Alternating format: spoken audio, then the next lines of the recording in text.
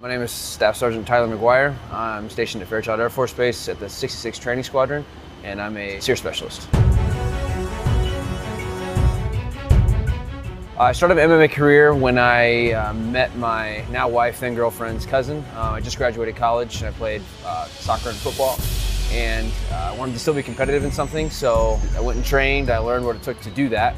Trained for 3 months. I won my first fight in a minute of action, so I did it again. I won another fight in a minute, so then it just kind of kept going, and then next thing I know, here I am fighting for a world title. My daily fitness routine, it's pretty rigorous when I'm getting ready for a fight.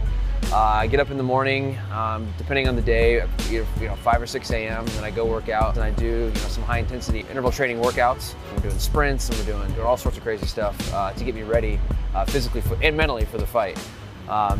And then in the evenings, I get to come home for a couple hours and be a husband and father, but then I go and train again at 7 o'clock at night, and I put in 2.5 hours a night, sparring, grappling, doing whatever it is that my coach wants to do that night. Because he's got the game plan for the fight, so my job is just to execute. Fighting's hard because it's a mind game and a physical game. Everybody just thinks it's how tough you are, how mean you are, but you got to be smart. You got to have a strong mind, and he has all that. Being a fighter and being an airman have more in common than people think.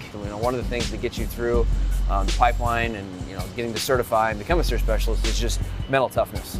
Getting deployed, being away from your family, coming into work every day knowing you're part of the world's greatest Air Force, and you have to keep up that standard, because you're always on duty. You're on duty 24/7. You're always representing the Air Force. So I would say that mental toughness has benefited one, but then it's also just a direct result of the other.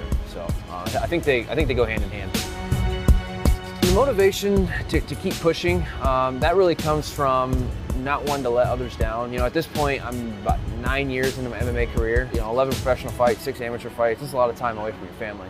And at this point, it's like I put this much time into it, and I'm going to see it through.